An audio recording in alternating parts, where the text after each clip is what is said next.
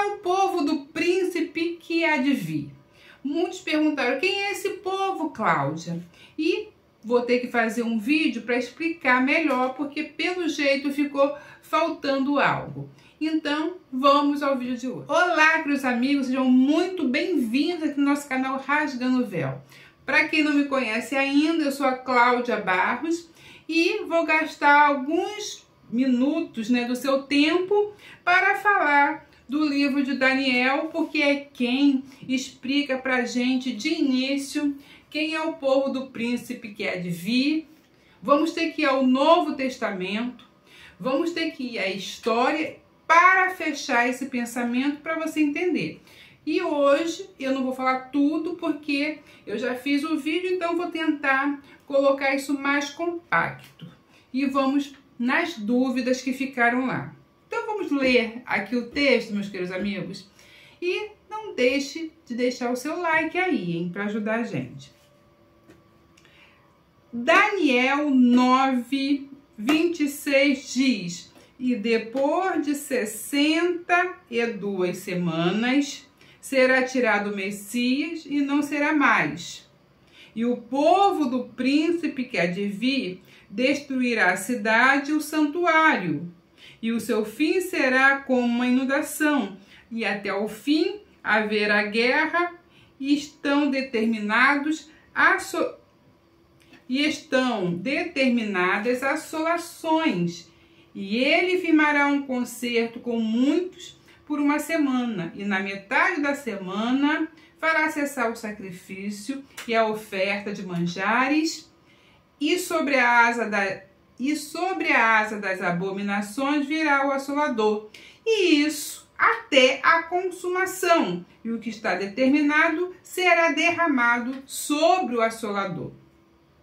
Então vamos parar aqui um pouquinho para a gente ver sobre essa questão. Então nós de cara já percebemos que Daniel está falando sobre as semanas tão famosas, 70 semanas, e ele vai dividir as semanas. Vamos falar então aqui da cronologia das semanas bem rapidinho, porque não é o assunto de hoje, mas tem que falar, que são 70 semanas que estão especificadas aqui por Daniel, as 70 semanas de Daniel, só que são divididas em 3. Vai falar 70, que vai ser o período desde da ordem de Ciro para reconstruir lá o templo de Jerusalém. Então depois nós vamos ter 7 semanas, depois nós vamos ter 62 semanas que ele diz que até que nasça o Messias ungido. E aí fica uma semana, que é a última semana de Daniel, que fecha 70 semanas. Mas nós vamos falar aqui da semana 62, porque ele diz que quando chegar a semana 62, o Messias, ele seria tirado, ou seria morto, ou seria crucificado, como hoje nós já sabemos. Quando Daniel fala aqui, é tudo assim, sem identificação. Mas hoje nós sabemos que o Messias, na semana 62, ele morre. Só que depois que o Messias morre na semana 62, a profecia, ela não para. A profecia continua. E a profecia diz que o povo do príncipe que há de vir destruiria a cidade e o santuário. Então, quando Jesus morre, o templo está lá realmente. O próprio Jesus, ele vai falar sobre o templo. Deixa eu ver aqui minha Bíblia para facilitar. E o próprio Jesus, ele vai falar sobre o templo quando ele está passando sobre Jerusalém. Ele diz em Mateus 24 assim: e quando Jesus ia saindo do templo, aproximou-se dele os seus discípulos para lhe mostrarem a estrutura do templo. E Jesus, porém, disse-lhe: não vede isto tudo? Em verdade vos digo que não ficará aqui pedra sobre pedra que não seja derribada. Então, Jesus, ele vê o templo porque a profecia é para que o templo vai ser destruído depois que ele morrer. Então, Jesus vê o templo, Jesus contempla o templo e Jesus vai falar que aquilo será destruído. Jesus fala que o templo vai ser destruído porque Jesus conhece as Escrituras. E Jesus está falando justamente sobre esse texto, porque esse texto dizia que o templo seria destruído depois da sua morte. E Jesus sabia disso. Então Jesus, quando os discípulos admiravam o templo, falavam, olha que coisa linda, e mostrando o templo, a estrutura, Jesus olha assim para eles e fala, não estão lendo bem as Escrituras, não estão conhecendo bem as Escrituras. Jesus diz, não vai ficar pedra sobre pedra, porque um profeta, quando ele traz uma profecia, ela terá que se cumprir de acordo com como foi dado a ele. Isso é profecia. Então, Jesus apenas está se reportando ao livro de Daniel, porque Jesus diz que ele veio cumprir a lei e os profetas. Então, ele está cumprindo a lei e os profetas. Aqui nós já vimos que o Messias foi tirado e o templo vai ser destruído, como Jesus falou e como Daniel também diz. E ele diz que esse templo será destruído pelo povo do príncipe que é divino. Então aqui tem que ficar bem claro. Ele não diz que será destruído pelo príncipe.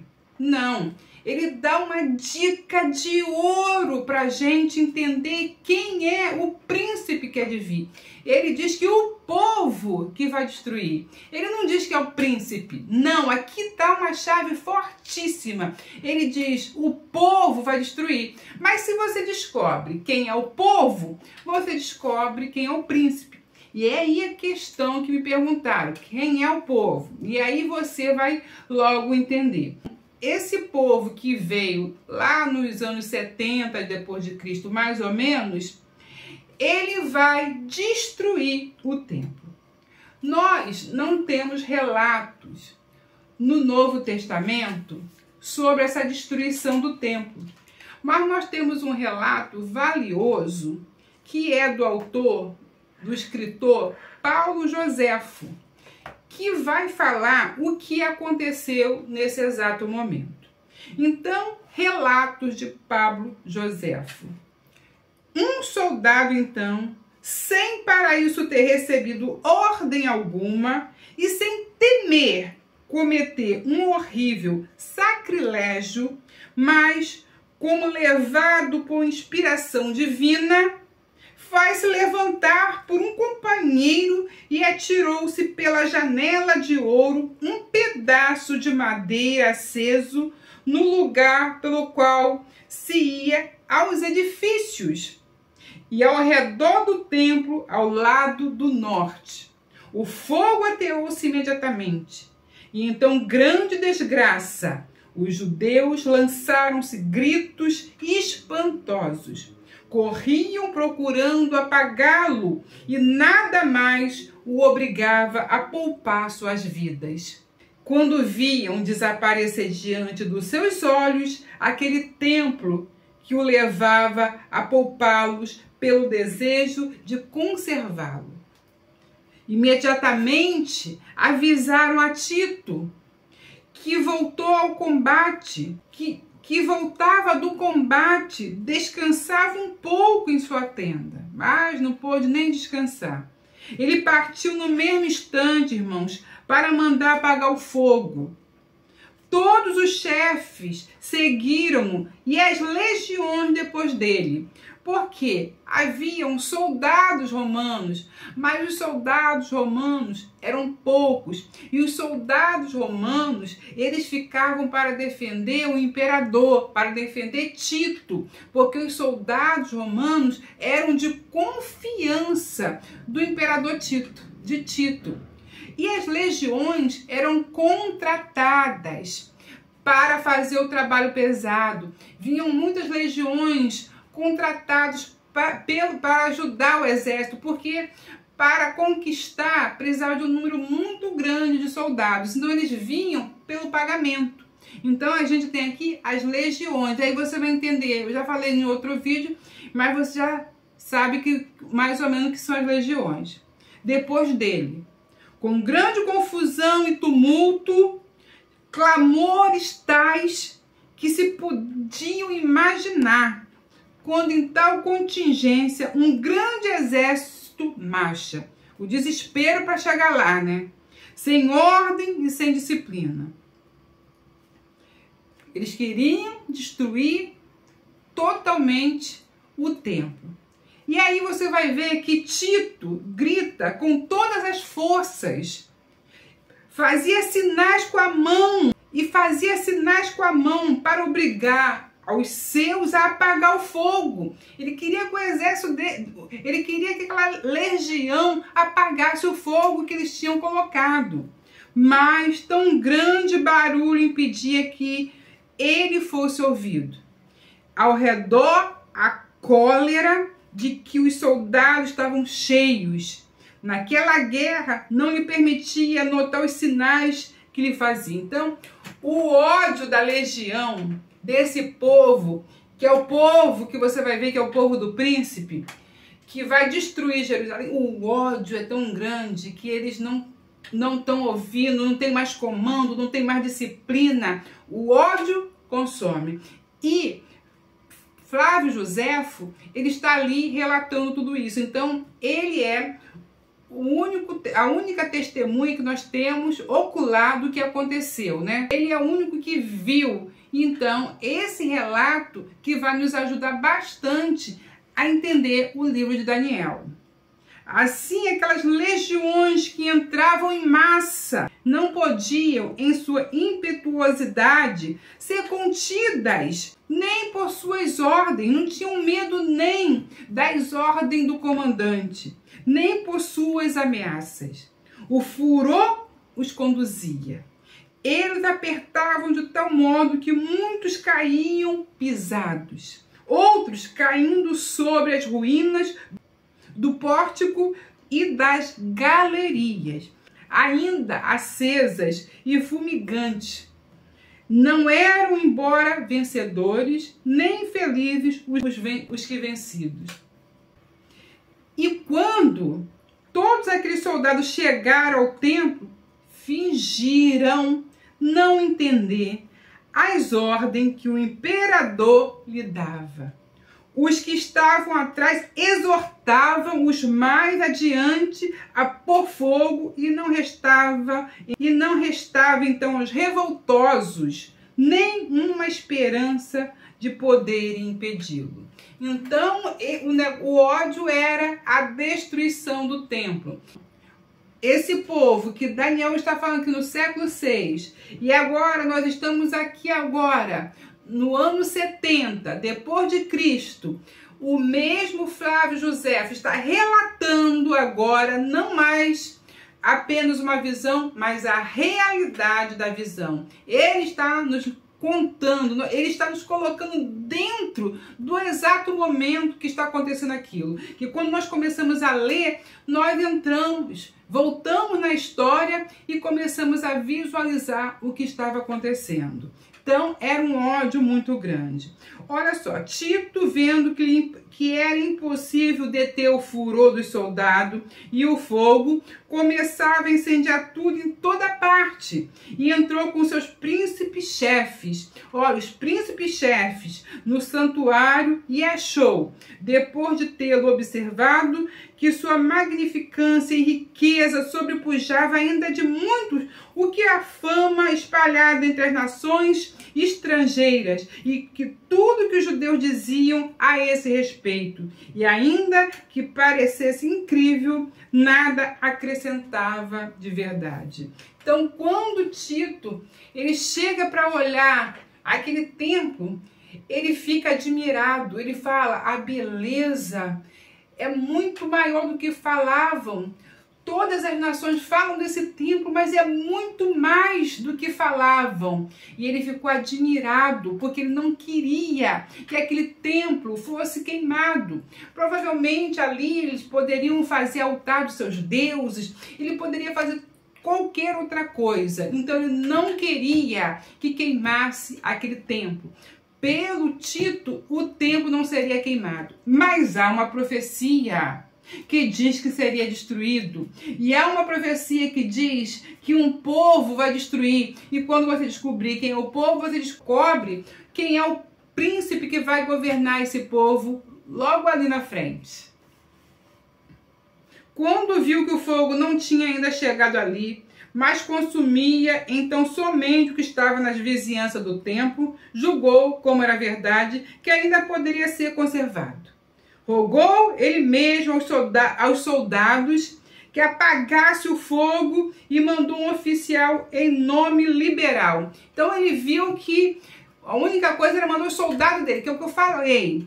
Os soldados dele, do imperador, eram os romanos, a quem ele tinha confiança. Então ele manda os seus próprios soldados irem para tentar apagar o fogo, porque ele não queria perder aquele local lindo. E um dos seus guardas, né, que desse mesmo pauladas nos que recusassem a obedecer. Então ele falou assim, se não quiser obedecer, dá-lhe paulada, manda apagar o fogo, nem que seja apanhando. Mas nem o temor do castigo, nem o respeito pelo general poderiam impedir o efeito do furor, da cólera e do ódio pelos judeus. Alguns mesmo eram impelidos pela esperança de encontrar aqueles lugares santos cheios de riqueza, porque viam que as portas estavam cobertas de lâminas de ouro. E quando Tito avançava para impedir o incêndio, um dos soldados que havia entrado já tinha posto fogo na porta. Então, irmãos, não teve como apagar. Dentro acendeu-se então uma grande labareda que obrigou Tito e os que estavam acompanhando a se retirar. Nenhum dos que estavam fora pudessem apagá-lo. E assim o templo foi incendiado. Então nós estamos vendo aqui que o povo que incendiou o templo nutria um grande ódio pelos judeus. Então o problema era o ódio pelos judeus. Então quando nós olhamos essa legião que vai estar ali destruindo o templo, na verdade eles são homens ali do Oriente Médio. Então essa legião que é diferente do Império Romano, dos soldados romanos, existem os soldados romanos que estão próximos ali ao general Tito. E há um grupo que vai lutar, que são contratados, que é chamado legião. Então essa legião que é contratada, eles vêm pelo dinheiro, eles vêm pelo que Roma pode oferecer para eles. Porque Roma agora é o império que comanda, então eles vêm por isso. Mas o ódio foi maior, porque a briga é antiga entre esse povo. Então, respondendo agora a pergunta, quem era o povo do príncipe que estava ali? Era os árabes, os turcos e os persas. Esse grupo estava ali. Então, já vem um ódio eterno ali de gerações e gerações. Então não era só mais pelo dinheiro, não era só pelo combate, é pela destruição, pelo ódio aos judeus, como é descrito por Flávio José, de como eles se comportavam, que Paulo vai mostrar para a gente. Então a Bíblia vai nos ajudando a esclarecer quem é esse povo do príncipe. Olha o que Paulo fala. E clamou ele, e arrojando de si as vestes, lançou pó por ar, e o tribuno mandou que o levassem para a fortaleza, dizendo que os examinassem com açoites, para saber por que causa assim clamava contra ele. E quando estava andando com correias, disse Paulo ao centurião que ali estava: é-vos lícito açoitar um romano sem ser condenado? Paulo conhecia muito bem a lei. E ouvindo isto, o centurião foi e anunciou ao tribuno. E disse-lhe, e ouvindo isto, O centurião foi e anunciou o tribuno. Centurião é aquele que está abaixo, como a gente vê aí sempre na escritura, aqui logo que no Atos, sempre fala de centurião, porque nós estamos no Império Romano. Dizendo, vê o que vais fazer, porque este homem é romano. O susto que ele leva, como é que eu vou açoitar um cidadão do Império Romano? E Paulo, sabendo disso, apela para a lei. E vendo o tribuno, disse, diz-me, és tu romano? E ele disse, sim. E respondeu o tribuno, aquele que estava governando, que estava sobre tudo, olha o que ele vai dizer para Paulo. Eu, com grande soma de dinheiro, alcancei esse direito de cidadão. E Paulo disse, mas eu sou de nascimento. A situação do tribuno piorou. Como é que ele vai açoitar? Ele comprou o título. Era como acontecia. Ele não era um cidadão romano, mas por uma grande fortuna que ele fala, ele compra esse título, ele compra essa cidadania de Roma, né? Como a gente sempre vê, ele não tem a cidadania, então ele compra o posto de tribuno e ali ele já está agindo. Mas com Paulo, Paulo vai reivindicar, como é que você nem é um cidadão romano, comprou e quer se apoderar dos romanos de qualquer jeito? Não poderia, ele podia fazer isso com qualquer um, mas com um romano de maneira alguma. E Paulo disse, mas eu sou de nascimento. E logo dele se apartaram o que os haviam de examinar, que ia chicotear. E até o tribuno teve temor, quando soube que era romano, visto que tinha ligado ele, tinha preso, ele estava preso, amarrado. Então, irmãos, essa é a situação do Império Romano agora. Uns vêm por dinheiro, compram a cidadania, outros são contratados, como nós falamos ali, legiões para combater, para lutar por Roma, e todos querem ficar ali comendo do bem e do melhor de Roma, porque agora quem manda é o Império Romano. Então, quem está no comando é Roma, e tem irmãos que falam, não, se Roma estava no meio, Roma está ligada. Roma está até o pescoço enfiado nessa confusão aí, irmãos. Isso é certo. E vai até o final. Mas nós não podemos fugir do texto nem da profecia. O império era romano, mas o povo do príncipe que destruiu lá o templo de Jerusalém, como disse aqui Daniel, foram o povo que está ali ao redor. E é só você olhar, irmãos, para o Oriente Médio e entender o ódio que faz. O ódio faz levar um homem, deixar ele... O ódio faz levar prisioneiros, humilhar, acabar com aquela pessoa, acabar com aquela vida, para humilhar por causa do ódio. É um ódio que jamais vai passar. Então, o povo do príncipe, ele continua agindo, ele continuará agindo até que se levante um príncipe sobre ele, e quando se levantar esse príncipe sobre ele, é esse príncipe que vai governar por um tempo, porque será o último império. O Império Romano existiu, mas aí vem o último império, e o príncipe que vai surgir é dessa nação que foi dita aqui, como Daniel falou.